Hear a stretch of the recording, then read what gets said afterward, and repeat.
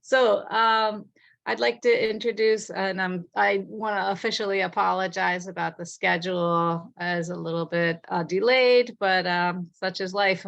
We are teachers, we are creative, we are flexible. And so here we are, 30 minutes late, but that's okay. This is Jocelyn Dimaala from the UNEDA Christian College in the Philippines, who's going to talk to us today about the use of design thinking in transdisciplinary education, so important.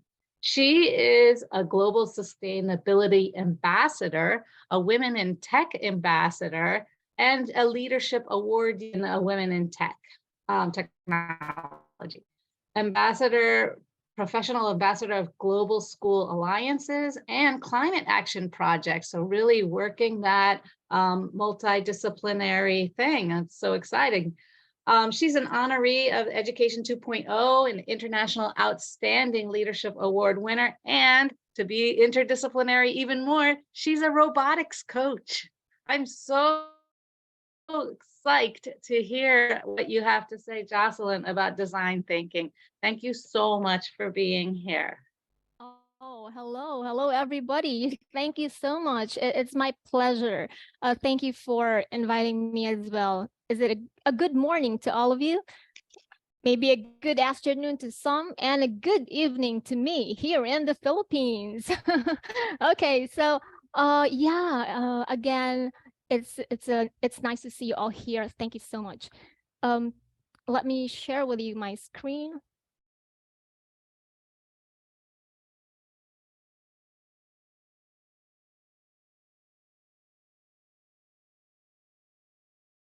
Okay, so today's presentation is about the use of design thinking in transdisciplinary education.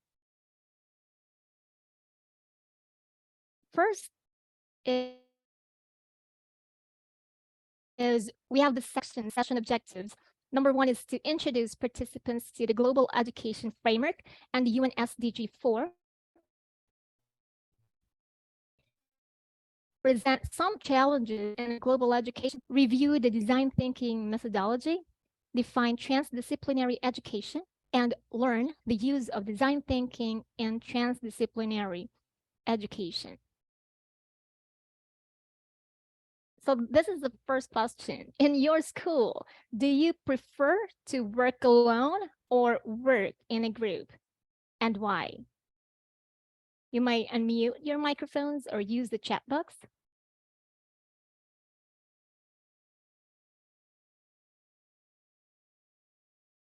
Okay, Miriam says both. All right.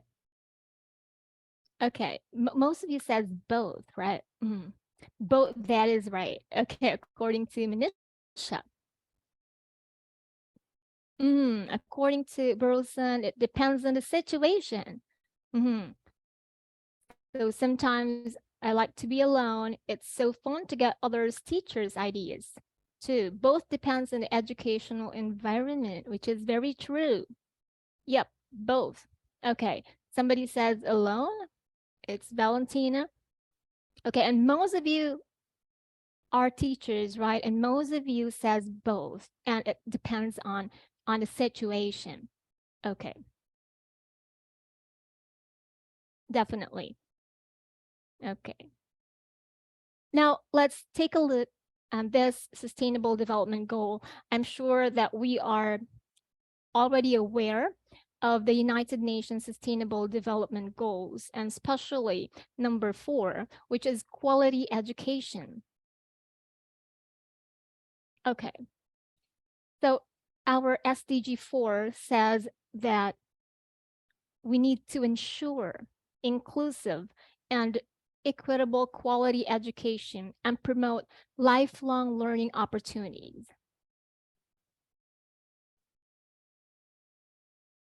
That means no one should be left behind, right? Okay, so what about the 21st century skills of the learners? I'm sure since we are all educators here, most of us are educators here, we are very familiar with the century or 21st century skills that our learners need to have. So these are the learning skills. We have the literacy skills, life skills, and so on. Now, there are a lot of different skills that are also needed in the digital or the global classroom. And you're familiar with that. That includes collaboration, right? The ability to find and select information, effective communication, e-safety, creativity, functional skills, critical thinking, cultural and social understanding. And of course, these are all integrated, I mean, these skills are all interconnected in their knowledge, values, and attitudes, as you can see in the dimensions of a global education concept. Okay, now this is the Education 2030. This is the framework for global education, which again says or outlines that values, knowledge, the skills, and opportunities for action within this 5 interconnected learning emphasizes and they're encompassing spatial and temporal dimensions. Again, all of these things are interconnected, and these are our global goals for education. Now, we also know that education is an investment. So when we say education is an investment, we also mean that this is something that is one of the most important things, right? Not just as a student, but also as a parent, as a member of the school community. And so education, it says, equates to development. Okay. Now it says here that education proves to be one of the best sustainable development tools for individuals, families, and societies. All right. That is why it is one of our global goals, which is SDG number 4. Now, for you, what are the most important skills that students need to develop in the global classroom? So remember, we have, again, review some of the skills of the learners in the 21st century. So in your opinion, what are the most important skills that students need to develop in the global classroom? Let me see some answers here. Okay, communication. I can see that. Life skills, critical thinking and communication, according to Nardiza. Communicative skills, teamwork, right? So these for you are the most important skills that a learner or learners should possess in the global classroom. Okay. That is right, because I believe you can't work alone in a global setting, in global classroom. Okay, so now presenting to you the challenges in education. So let's just review these challenges. Again, we are in the VUCA world. They say it's not VUCA alone, it's now with 2Ds, the VUCA world, right? So aside from volatility, uncertainty, complexity, and ambiguity, we also added 2Ds, which means disruption. And what's the other one? What is the other D? Seems that I forgot the other D. So we have to search on that again. Okay. So meaning in this VUCA world or VUCA world, what are the essential skills that our learners need? Not just our learners, actually. What are the essential skills that leaders or educators need in order for us to thrive? It's a fast-changing world, right? We have a lot of these challenges. This includes sudden shocks, threatens values and objectives. We have quick spreading fear and depression, anxiety, and so on. So, what about the environment? So, aside from globalization, the quality, standardization, rapid changes in all sectors and aspects, these is not only for education or education sector, right? This is our world, which is the fast changing world. So in education, we may say we have lack of sharing. We always say that, oh, we have a lack of teamwork, lack of cooperation, lack of resources, and in some cases, lacking capabilities. See, of our teachers, our educators, even school leaders. So now let us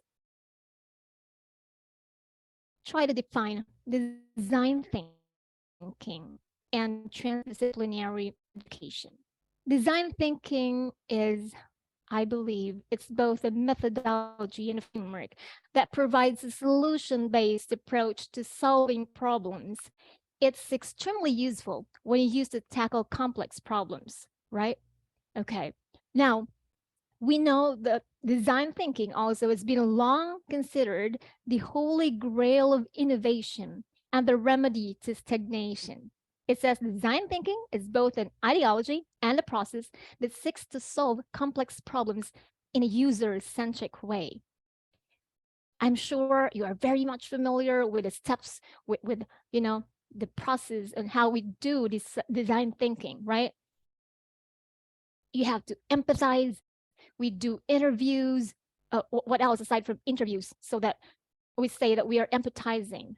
We sometimes shadow, right? We do shadowing. We always seek to understand. We became non-judgmental to things, and so we empathize. Second is we define, right? So in defining there is a challenge. So what are the challenges? So you're looking or finding the challenges. What are the pain points? So you define. Next is you ideate. So when you ideate, you share your ideas. All ideas are worthy. Remember that. And of course, we prioritize. Now, we do prototyping. We prototype, meaning we do mock-ups, etc. We iterate, right? And then we do the testing. So we test. So we try to understand the impediments. We role play. We are trying to identify what works and what doesn't really work. And now we're using this design thinking process or processes because we know that there is a need, like research. There is a felt need. That's why we create this kind of process, right? We make use of this process. We innovate. We use out of the box thinking to do it. Okay. Now, what is transdisciplinary education? Transdisciplinary education is a holistic approach that seeks to integrate knowledge and skills from multiple disciplines to solve complex problems. We also know that it requires a deep understanding of the different fields, not only one, of course, two, but more, and the ability to work across disciplinary boundaries. It also encourages the development of critical thinking, collaboration, and creativity skills. Now, since this is a holistic approach to education, we know that it also is very much connected with innovation, right? And with this thinking process, we form this kind of mindset that is very important for us to get what we need. And again, it like design thinking, it is not a linear process. We can iterate and go back and go back, and find the right solution to a specific problem. And that's what we do. Okay, now what can you say about these photos? Oh, this is the first one. Can you please describe this photo?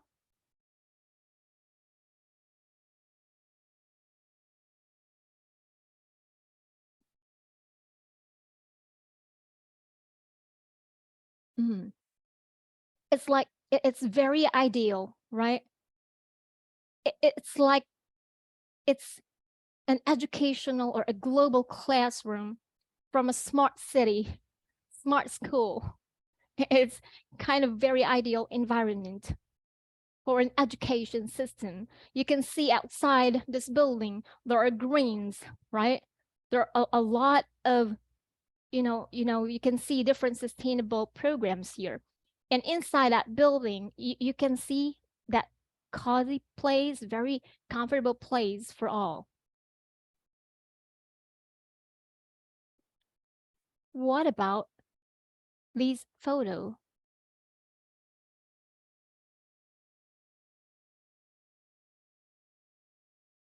And it says on the right side of the slide, education is the key to success.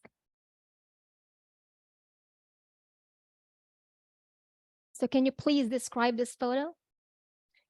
Oh yes, I got very good answers in the first one. They say life in a different phase of education, harmony between nature and technology. That's very good.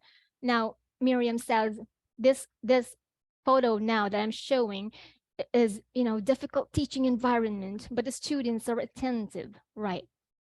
Okay, so according to Zelina, it's the opposite picture of the previous. Wow, chances for all. Right, right. Low development, that is right. See, that's very different, right? Very opposite in nature. When you try to look at these photos, you can see that there are challenges, but still, they are trying their best to educate their learners. In another picture, another photo, you can see still they are trying to innovate, to have a collaborative environment of whichever topic they have on that day. So see how important it is to innovate in whatever situation we are at the moment. Okay. Now, what are the uses of design thinking in transdisciplinary education? And the question here is, why do we encourage our teachers, our learners, and the entire school community, to collaborate with other global educators? Okay, the first is problem identification. Second, empathy and user-centeredness. Third, we have this ideation and co-creation. Number 4 is prototyping and iteration. 5 is reflection and evaluation, and communication and presentation, number 6. So design thinking can be a valuable approach when applied to transdisciplinary education.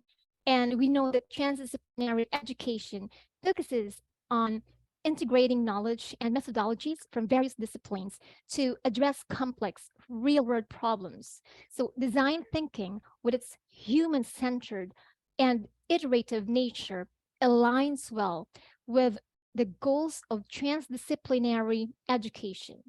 So how design thinking can be incorporated into transdisciplinary education? Again, number 1 is problem identification. Design thinking starts with identifying a problem or a challenge. In transdisciplinary education, students can explore real-world issues that require collaboration and expertise from multiple disciplines. So this process encourages students to look beyond disciplinary boundaries and identify problems that require a transdisciplinary approach. Now, the next is empathy and user centeredness.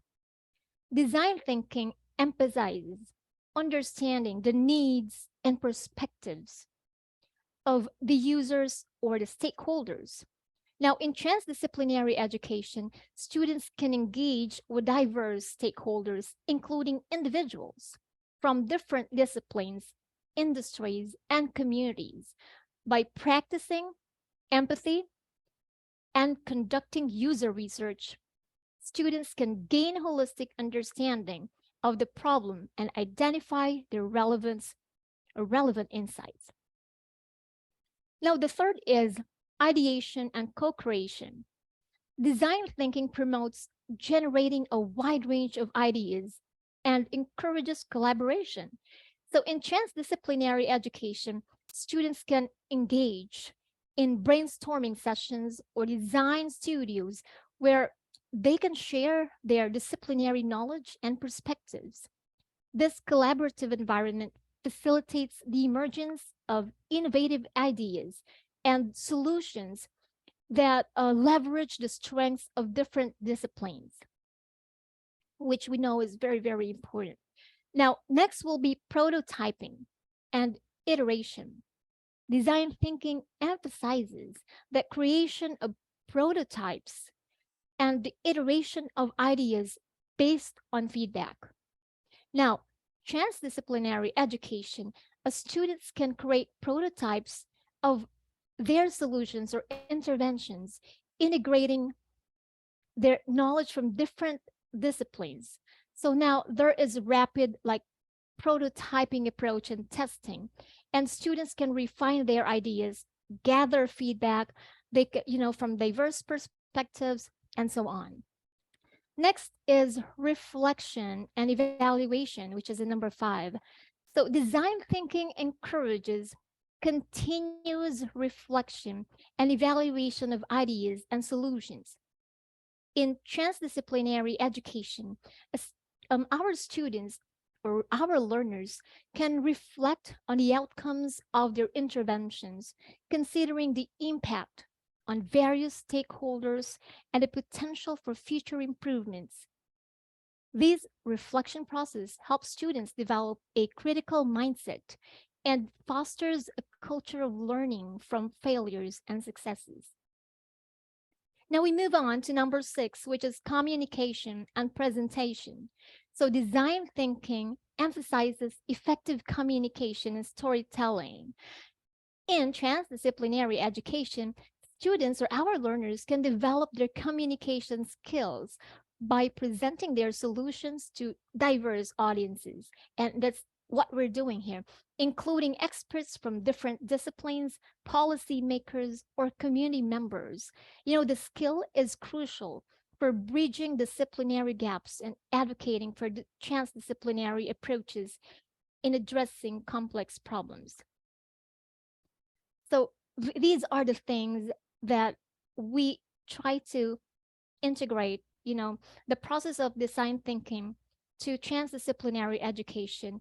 And by integrating design thinking into transdisciplinary education, students develop a mindset that values collaboration, empathy, iteration, and effective communication across disciplines.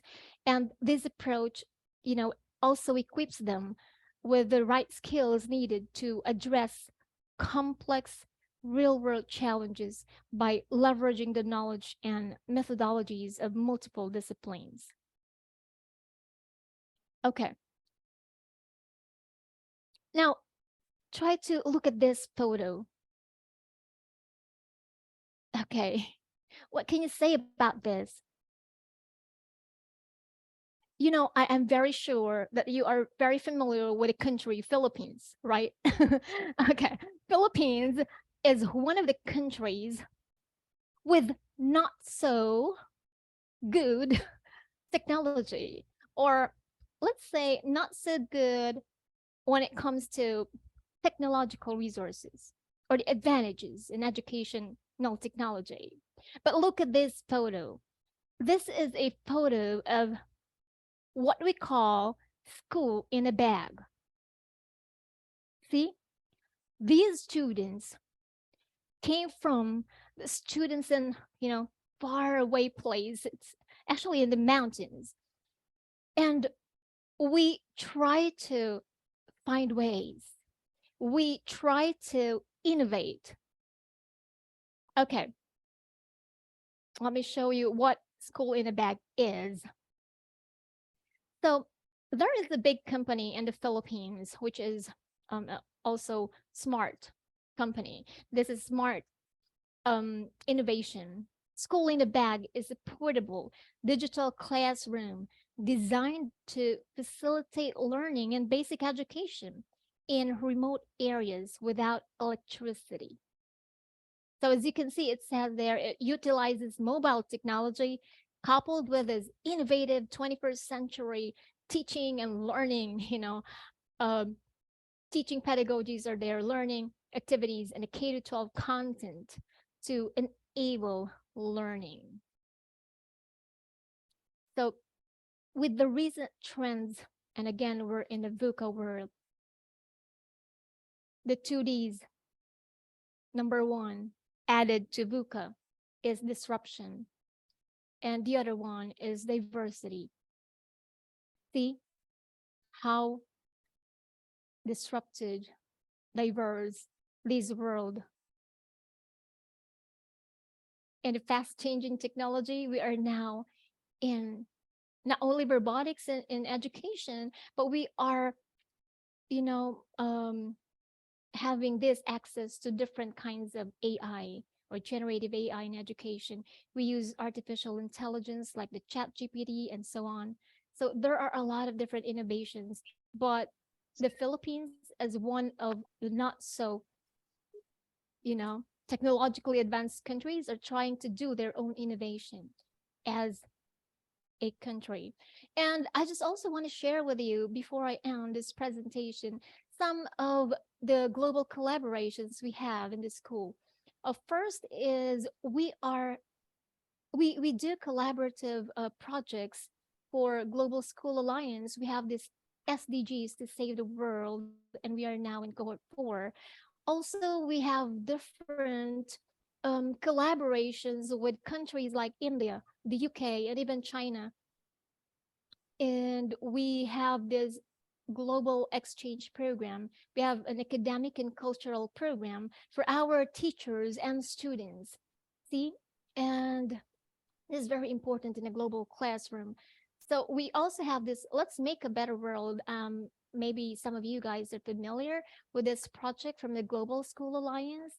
And, it's making great impact in not only in our school, but also in the entire community and even in society and the world. Also, we have this World Book Day. Of course, it's a collaborative project with our English department. Now, with our robotics team, since we are the pioneer in robotics technology excellence here in our city, we also have collaborated with our global partners, and we have this Lego challenge. They are doing this under the Climate Action Project. I'm sure you guys are aware of the Climate Action Project. It is the largest climate action project in educational history. So it is recognized by the World Economic Forum as one of 14 lighthouses in the world.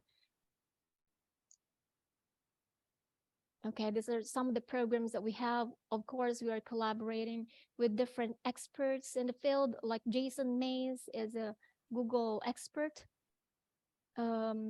Things like that. Okay, a lot more. And so I believe that, we should never be alone in this kind of debuka world. Again, the 2Ds, we have diversity and disruption.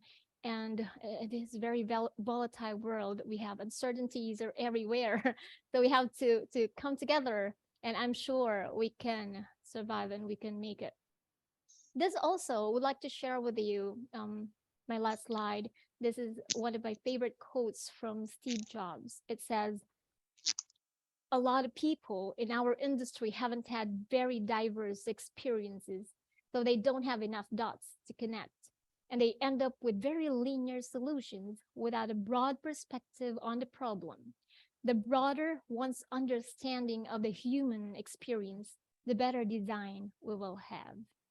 And that is it. So I have here some of the references that you might want to check out. Okay, so that's So much. Thank you, Dr. Jocelyn. Thank you very much Yeah. for listening. Thank you, everyone. That's just wonderful. I really appreciated the multiple types of literacy in technology. That's something that I haven't put together in the same way that you put it together. I thought that was very thought-provoking. I appreciated that so much. I had never heard of VUCA DD or DD. Is it DD VUCA or VUCA DD? It's DVUCA. DD It's VUCA? in the Oh, beginning. D Letter VUCA. D. Okay. Yeah. Great. I never had heard of that, so that was great.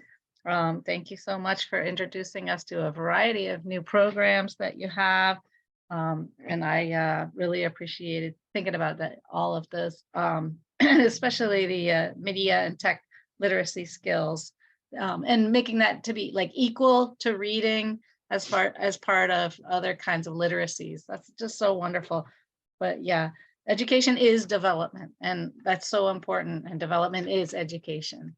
Such an important perspective. And I just love how you put things together in a different way. And this is why we need diversity, to hear ideas put together in ways we hadn't considered. It's so wonderful to have a presenter who is a robotics coach. It's so cool. That adds to the diversity of our group. Thank you so, so much. Do we have questions for Miss? Do we have questions for Miss Dimaala?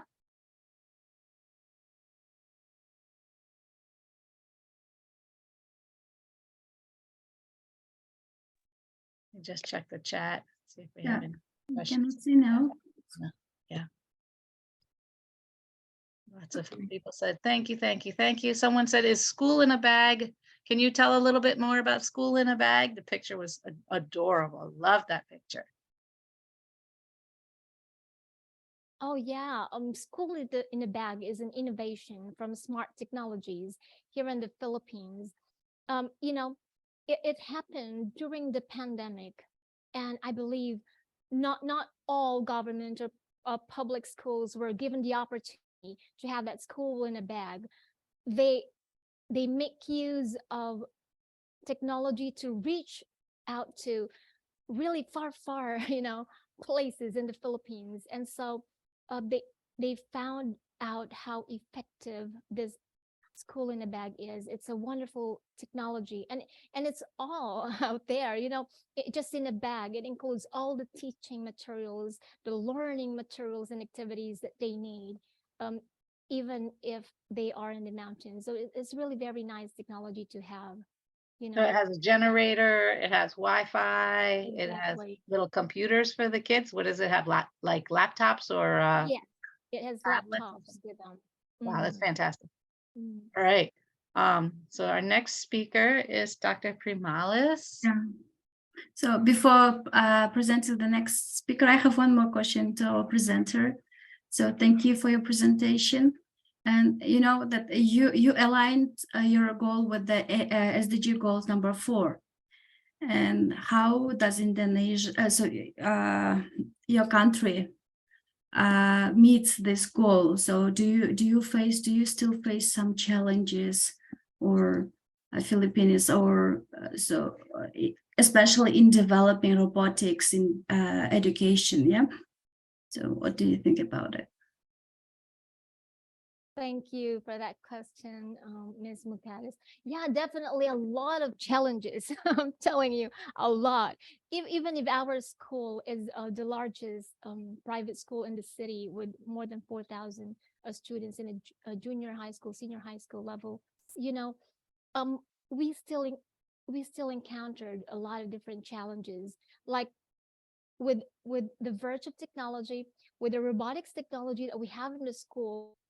even if our robotics elite team already are champions, I mean, world champions in the field of virtual robotics, the challenge is that after or before and after the pandemic, you know, the transitioning is not really easy.